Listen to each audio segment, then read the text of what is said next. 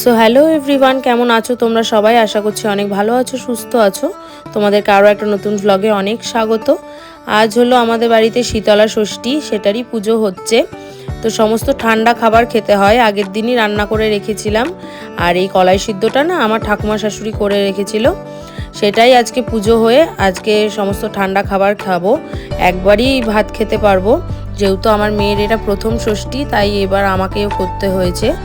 আর এই বছর আমি পাঁচালি পড়ছি, যেহেতু আমার শাশুড়ি অসুস্থ। তোমরা আগের ভিডিওতেই দেখেছো, যারা যারা দেখোনি প্লিজ গিয়ে আগের ভিডিওটা দেখে এসো।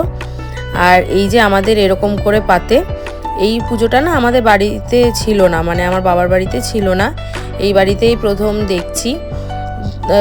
তো তোমাদের কার কার বাড়িতে এই পুজোটা আছে অবশ্যই কমেন্ট করে জানিও।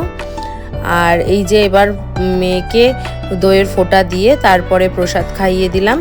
আর এখানে আমার শাশুড়ি যেহেতু আমার বরকে ফোঁটা দিয়েছে, সেই কারণে আমার মেয়েও দিচ্ছিল। তারপর যখন আমি ক্যামেরাটা ধরেছি, ও তখন আর দিতে চাইছিল না। তো আমার শাশুড়ি ওকে শেখাচ্ছিল যে এরকম করে দাও।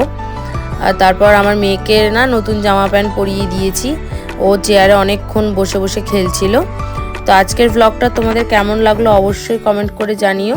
ভালো লাগলে অবশ্যই আমার চ্যানেলটাকে লাইক শেয়ার সাবস্ক্রাইব করে দিও। আর যারা যারা ফেসবুক ইনস্টাগ্রাম পেজ থেকে দেখছো অবশ্যই ফলো করে দিও। বাই।